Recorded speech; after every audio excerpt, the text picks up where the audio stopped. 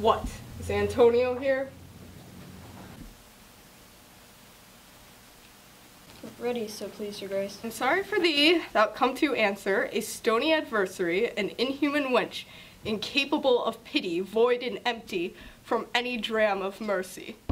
I have heard your grace has taken great pains to qualify his rigorous course, but since he stands obdurate, and of no lawful means can he carry me out of his enemy's reach, I do oppose my patience to his fury, and am armed to suffer with a quietness of spirit the very tyranny of rage of his. Go on, call the Jew into the court. He is ready at the door. He comes, my lord.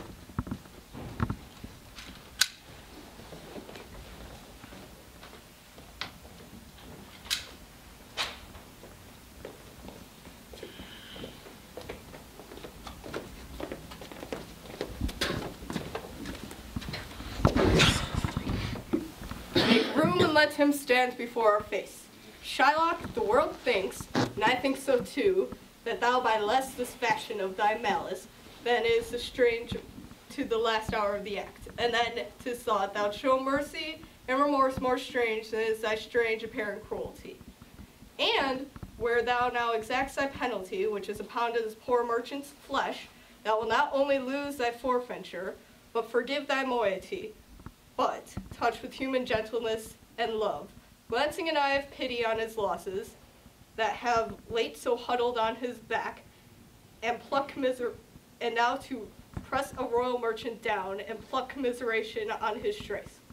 From brassy bosoms to hearts of flint, from stubborn Turks and Tartars never train, from officers of tender courtesy, we all expect a gentle answer, Jew.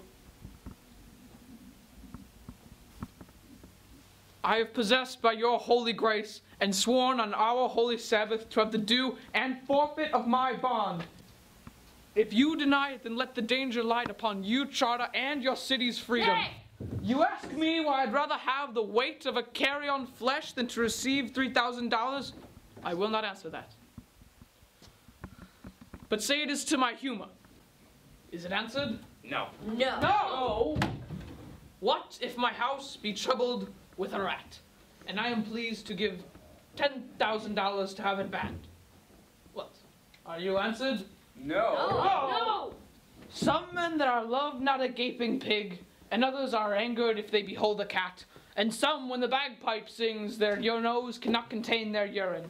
For affection, the mistress of passion, that can sway the mood of what it likes or loathes. Now, for your answer. There is no firm reason to be rendered why he cannot abide to the gaping pig, why he a harmless, necessary cat, and why he a swollen bagpipe, but of force must yield such inevitable shame as to offend himself being offended. I have no answer, nor I will not. More than a large hatred and certain loathing I bear Antonio, that I follow thus a losing suit against him. What? Are you answered now?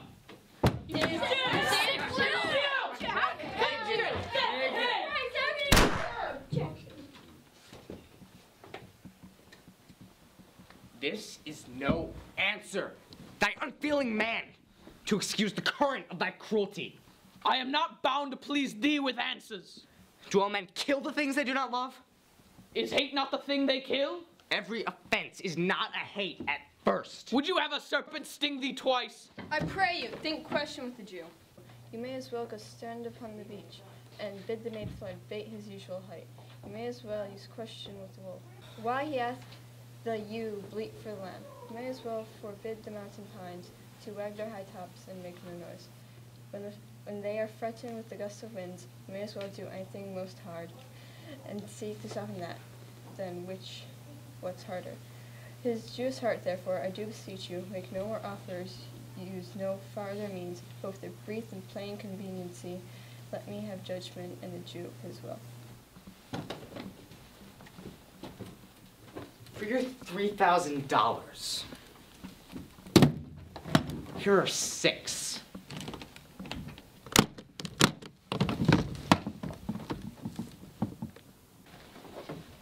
If every dollar in $6,000 was in 6 pots, and those 6 pots were $1, I would not take it. I would have my bond. How shalt thou hope for mercy, rendering none? What trouble do I dread in doing no wrong? You, among you, have many a purchased slave, which like your asses, dogs, and mules, is subject to slavish pots. 'Tis mine, and I will have it. If you deny me, then fie upon your law. There is no decree in all of Venice that can deny me. I stand for judgment. Answer, shall I have it? Upon my power, I shall dismiss this court, unless Bellario, a learned doctor who I have sent for, come here today to determine it.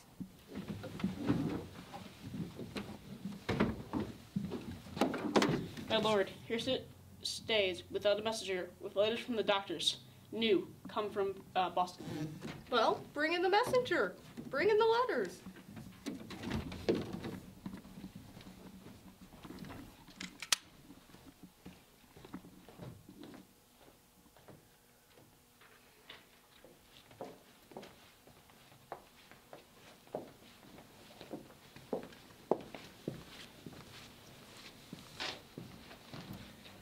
Good cheer, Antonio. What meant courage yet? That you shall have my flesh, blood, bones and all, ere thou shalt lose for me 1 drop of blood. Drop us ere I in the ground, so let you live still and write my metograph. Came you from Boston? From Bellario? From both. Bellario sends his regards.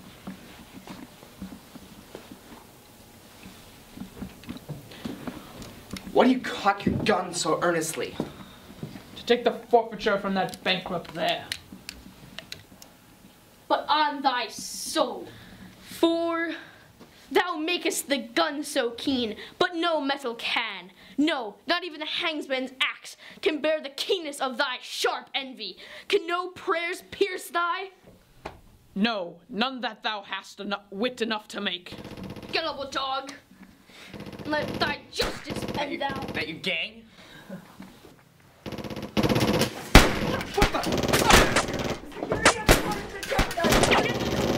Get the Duke!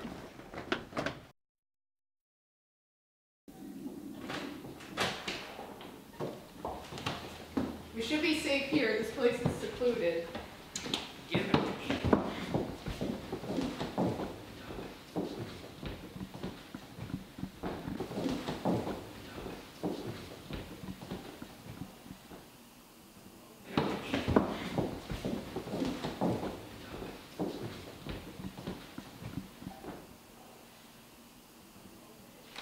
Your Grace shall understand that at the receipt of your letter I am very sick, but in the instant that your messenger came, in loving visitation was with me a young doctor of Rome. His name is Baldassar. I acquainted him with the cause and the controversy between the Jew and Antonio the merchant. We turned over many books together. He is furnished with my opinion, which bettered with his own learning, the greatest whereof I cannot commend comes with him, and my opportunity to flip up your Grace's request in my stead. I beseech you, let his lack of years be no impediment to let him lack a reverend estimation. For I never knew such a young boy with so old a head. I leave him to you, your gracious acceptance, whose trial shall better publish his commendation. You hear what this learned Bellario commends, and here I take it is the doctor. Coming from Boston? From Bellario? I did, my lord. You are welcome. Take your place. Are you acquainted with the difference that stands in this present court? I'm informed thoroughly of the cause. Which is the merchant here, and which the Jew?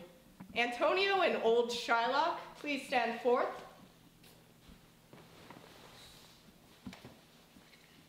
Is your name Shylock? Shylock is my name. It is of strange nature the suit you follow. Yet in such rule that New York state law cannot impugn you as you do proceed. You stand within his shop, do you not? Aye, so he says. Do you confess the bond? I do. Then must the Jew be merciful. Of what compulsion must I? Tell me that. The quality of mercy is not strained. It droppeth, as the gentle rain from heaven. Upon the place beneath it is twice blessed. It blesseth him that gives and him that takes.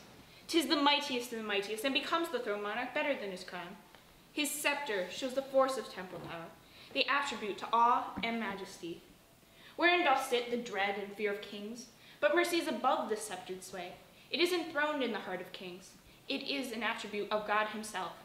And earthly power doth then show likest God's when mercy seizes justice. Therefore, Jew, though justice be thy plea, consider this, that, in the course of justice, none of us should see salvation. We do pray for mercy, and that same prayer doth teach us all to render the deeds of mercy. I have spoke thus much to mitigate the justice of thy plea, which if thou follow, this strict court of Venice must need give sentence against the merchant there. The penalty is upon his head. I crave the law, the forfeit of my bond. Is he not able to discharge the money? Yes. Here, I tender it for him in court. Yea, twice that sum. If that will not suffice, I will be bound to pay it 10 times over. On forfeit of my hands, my head, my heart. And if that will not suffice, I must appear that malice bears down truth. I beg you, rest once this law to your authority. Do a little wrong to do a great right, and curb this cruel devil of his will. It must not be. There is no power in all of New York that can alter a decree established. 'Twill be recorded as a precedent, and many an error of the same example will rush into the state. It cannot be. Oh, Daniel, yeah, Daniel, most wise judge, how can I honor thee? I pray you, let me look upon the bond. Here it is, most honorable judge. Shylock, there is thrice thy money offered thee. Why, this bond is forfeit, and lawfully by this the Jew may claim his pound of flesh, to be by him cut off nearest the merchant's heart. Be merciful, take thrice the money, bid me tear the bond. When it be paid according to the tenor, you know the law, your exposition hath be sound.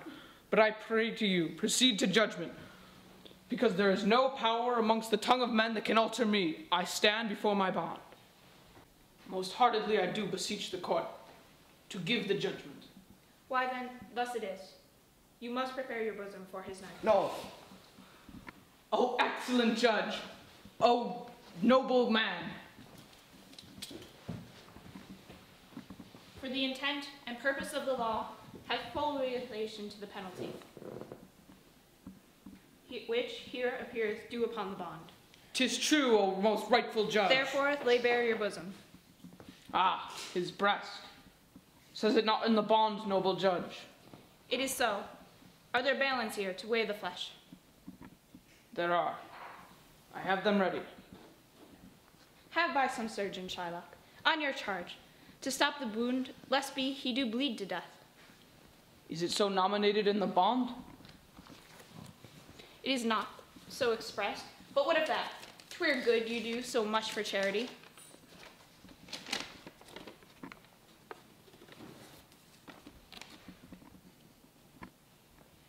I cannot find it.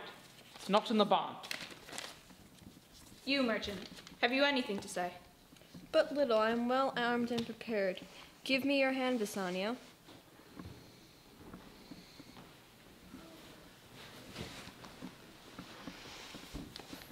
Fare you well. Grieve not that I am fallen to this for you, for here fortune shows herself more kind than is her custom.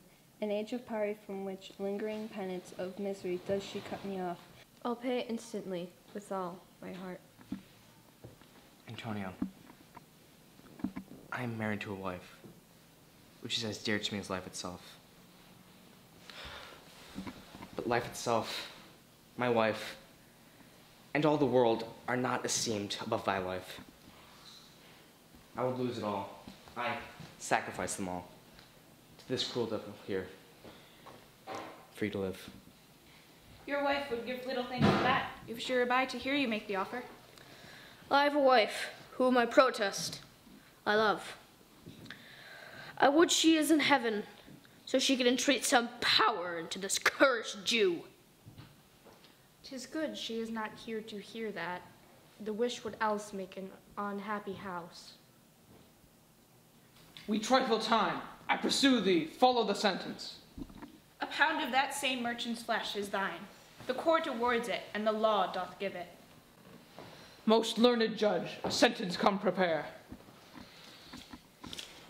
Tarry a little, for there is something else. This bond doth give thee here no jot of blood. The words expressly are, a pound of flesh. Take then thy bond, take thou thy pound of flesh. But, in cutting it, if thou dost shed one drop of Christian blood, thy lands and goods are, by the laws of New York, confiscated unto the state of New York. O learned judge! Mark, Jew, O learned judge! Is that the law? Thyself shall see that. For as thou urgest justice, be assured, thou shalt have justice more than thou desirest. I take the offer then.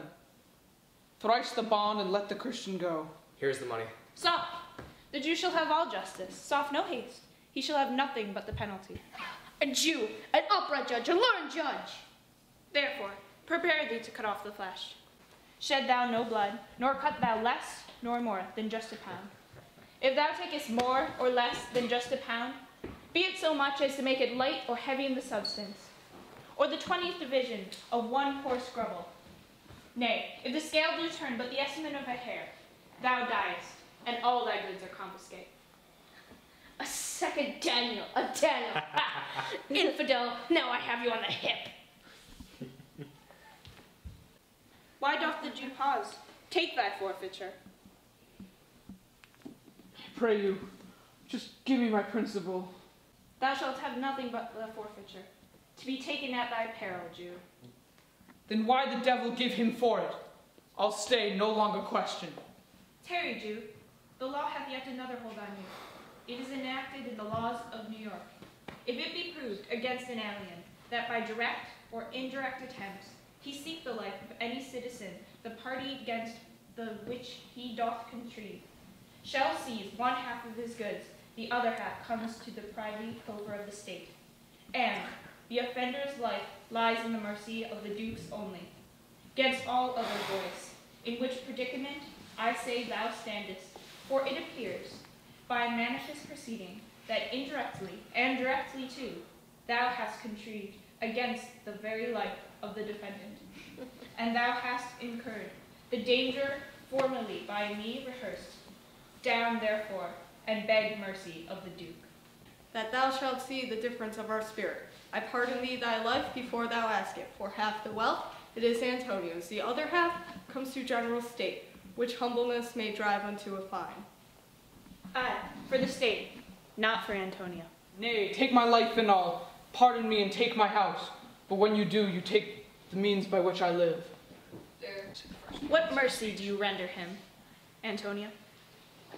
To quit the fine for one half of his goods, I am content. So that he will let me have the other half in use to render it, upon his death, unto the gentleman that lately stole his daughter.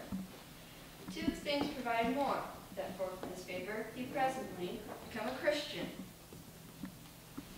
The other, that he do record a gift, here into the court, of all that he dies possessed, unto his son Lorenzo, and himself. You shall do this, or else I do recant the pardon that I late pronounced here. Art thou content, Jew? What dost thou say? I am content. Clerk, draw a deed for a gift. I pray you, give me leave from hence. I am not well. Send the deed after me, and I will sign it. Get thee gone, but do it.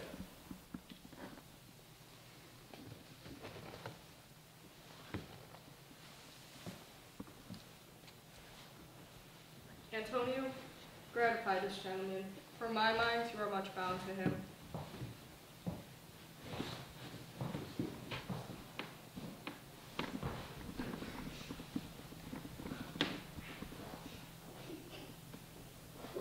That's it. That is the end.